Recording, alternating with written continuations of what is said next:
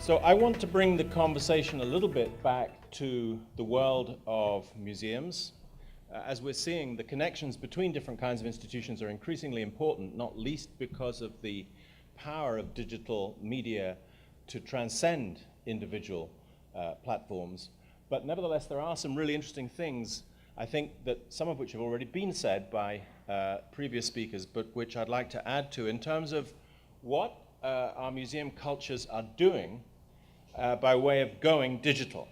And I'm going to suggest a couple of rules for the ride that I want to take us on briefly through a few examples of what different institutions are doing.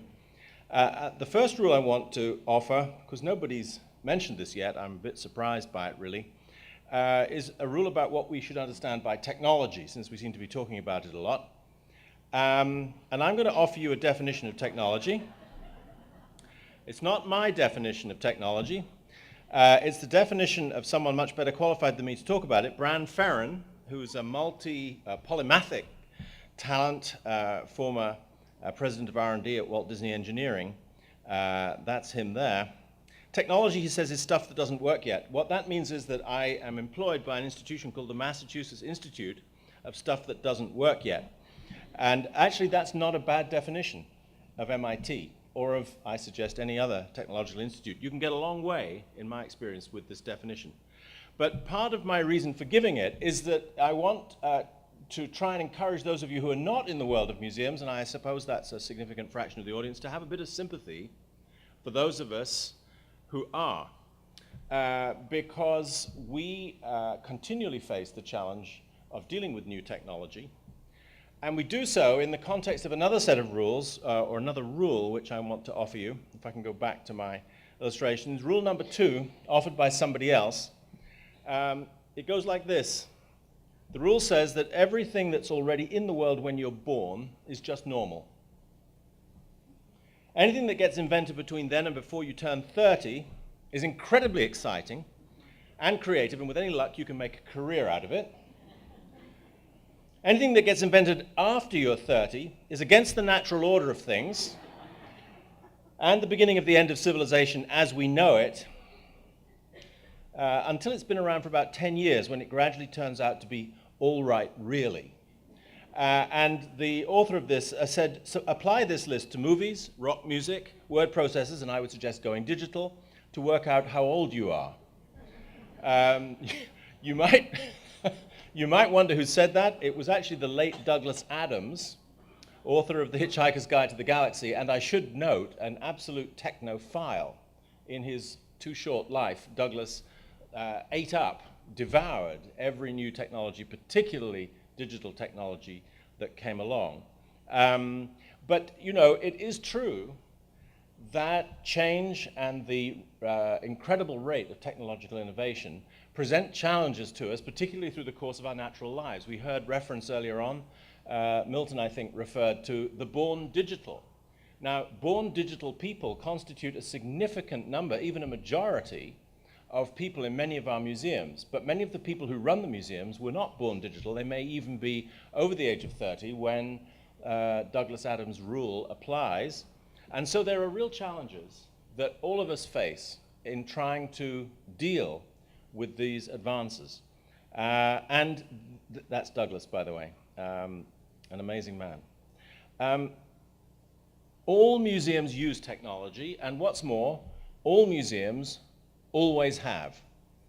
So there's a very famous image of one of the early European so-called cabinets of curiosity that are seen today by historians as the antecedents of all museums in the Western world.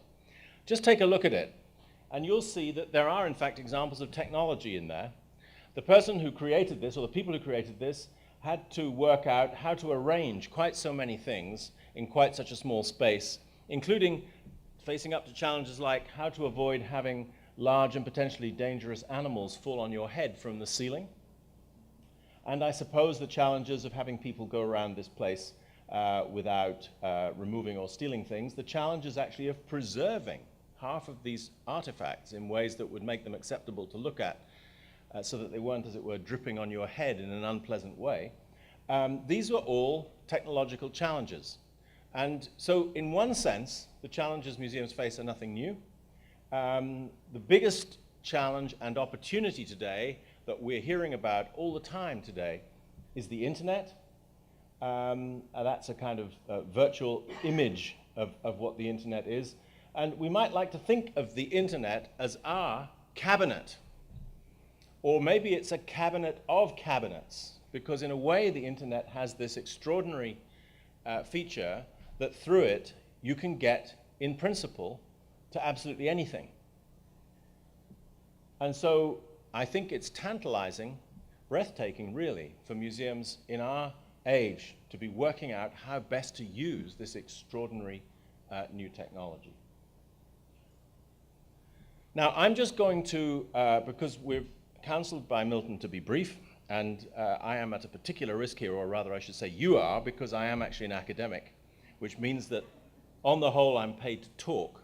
And that is a very dangerous kind of person to put on a platform. So I'm just going to very briefly talk about one or two examples that interest me, and I hope interest you, of the sorts of things that are going on in different museums that represent a rise on the part of museums to this challenge of going digital. So we've already heard today, I think Bud Rock mentioned it, one thing you can do if you have a digital pipe is that you can bring the outside world into the museum. Bud mentioned the Liberty Science Center, which has won awards, quite rightly in my view, for a whole series of programs that began with something, I believe the first one was called Cardiac Classroom. But this one, the principle, as he mentioned, is that you connect your science center and audiences in your science center to a real live operating theater in a hospital nearby. And you connect them up in ways that allow the surgeon and the surgical team to talk directly to the visitors in your science center. This particular image shows a group of visitors witnessing replacement knee surgical construction. There's now systems like this that allow you to witness neurosurgery, all kinds of surgery. I've been at one of these. There's a wonderful device in the Liberty Science Center which allows free choice visitors, not groups. Some groups book in. It's very popular, this, with high school students. But if you're a free choice visitor, you can go into a separate area from which you can view the cardiac classroom or the live surgery without interfering with the work of the class. It's quite cleverly designed, but there's a point where you read a sort of health warning, which says if you go past this point, you may start to see live surgery. And most of the free choice visitors that I see go through. This is an amazing way of bringing the outside world in. You can also bring the inside world out with the same kind of digital pipe. Virtual classrooms are now a regular feature in more and more museums. The same Liberty Science Center, I don't want to harp on about them too much. I won't mention them again. There's lots of other good examples. In fact, I put one up from the Field Museum in Chicago, are offering abilities for classes in schools to have a virtual tour of the museum without ever leaving the classroom. And as we've already heard again, it can be very inefficient or even just downright impossible, impractical, to travel the distances involved between your school and your local or nearest science center or science museum, particularly in a large country. So virtual classrooms, virtual tours are another response using digital technology. But there are many other programmatic areas in which we see interesting experiments going on. I thought I'd mention the Brain Scoop. How many of you have come across this site on YouTube, run by Emily Grassley, who has the interesting job title of being Chief Curiosity Correspondent in the Field Museum of Natural History. That's an amazing title, by the way, for a job, I think. And Emily is just a natural-born enthusiast, particularly for some of the behind-the-scenes and slightly messier things that research-based natural history museums have to do. If you want to know what has to happen to take a beached dead whale and turn it into something that would be useful to a museum, it involves getting up to your elbows in all kinds of things. Emily's the person to guide you around that, and she guides thousands of people around that, far more on her YouTube site than she's able to do in the Field Museum. but the link between programs going on in museums and actively curated websites, including these kinds of sites, is quite striking today. A last example from the world of museum programs, again, I could have chosen others, but the digital world has given a huge shot in the arm to so-called citizen science. Citizen science, and again, we've heard reference to this earlier today, simply means active, real, meaningful scientific research in which there are opportunities for people other than professional scientists to get involved. That's been going on for a long time. In fact, arguably, for longer than the history of professional science, because before there was professional science, all you ever had was citizen science. But in the age of professional science, it's been going on anyway for quite a while. We've already heard mention again of the Cornell Lab for Ornithology, which has been doing good work in this area for a long time. But in the last 10 years, citizen science has just pulsated outwards into a much bigger, more diverse, more creative movement. And I would think that the very most obvious reason for that is the power of digital networking. So Zooniverse, which I just put up, if we could put back the image, is much more interesting than watching me, is a cluster, it's a platform which is populated today with an increasingly large array of different citizen science projects. Scientists themselves can propose projects to go on this platform. It's a curated platform. It's multinational. It started, I think, in England, but there is now a major presence on this platform from the United States. But increasingly, I'm told by the people who run these sites that citizens themselves are beginning to suggest the projects that are being run on this and related platforms. So we're getting a real democratization of the scientific research process. No longer is it only people paid to do it who get the chance to actually work out what would be a useful scientific research project to do. And the diversity of projects on this site is continually growing and expanding, and this isn't the only one. So I see this as a really interesting area where museums, as well as many other institutions, are able to support growing communities of people who are mixing the physical, because they go out and make observations, for example, with the virtual, because they're contributing these observations through these web platforms. So these are some among a very much larger array of museum programs running right now, or museum-related programs, which are using digital media. But let's just briefly look at the world of exhibitions, which after all is what most people think of first when they think of museums. And in talking about a few examples, I'm not going to talk about all of these, you'll be mightily relieved to know. I'm going to just take two. But I want to credit my colleague, Marco Mason, who's been working with us on an Erasmus grant from Europe in the MIT Museum for the last couple of years on digital design in museums, and to whom I owe some of what I'm about to say.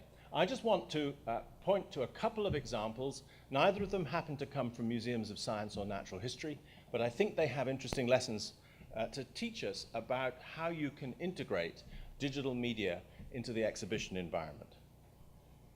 So the first one is a thing called Gallery 1 at the Cleveland Museum of Art, a rather well-known and well-regarded museum, which a year or two ago introduced a new introductory gallery to its whole collection called Gallery 1, which has some quite spectacular digital features, including this enormous digital wall at which you see a visitor standing.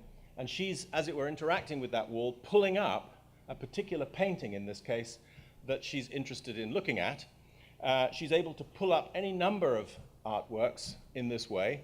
She can find out more about them. She can send them to her own curated website, and she can integrate what she does here with what she does in the rest of the museum. I'm going to show a short clip, it is quite short, which just illustrates one of the ways in which visitors going around Gallery 1 are able to combine a digital handheld resource on a tablet with a close interrogation of a single object in the gallery, in this case a painting. So just notice that the visitor is holding a tablet in a protective screen, and approaches an artwork, holds this up, the tablet recognizes where it is in the gallery, and if you just look, I told you it was short, if you just look at what you're seeing in that tablet, you're seeing a whole array of supporting interpretation of the artwork. And of course, if we ran this for longer than Milton would allow me to, you would begin to see that, it's nice to have someone to blame, you'd begin to see that the visitor can ask all kinds of questions about this painting. Who painted it? When did they paint it? What's it about? What do we know about the contents of the painting? And so on, in a quite dramatic way. Now, I have a slightly longer clip here, which I may shorten, but this gives you more of a sense. This is actually Marco himself in the gallery, having a go at using another one of the digital resources here. This is again a resource which is in front of a group of artworks, some sculpture and a painting, and we're looking in particular at the painting in the center of the screen. The screen is a physical screen standing in the gallery in front of that group of objects. So notice that the objects on the wall have very little supporting interpretation. They are the objects, the focus of attention. If you want to know more about them, you come in front of this screen, and then this kind of thing can happen.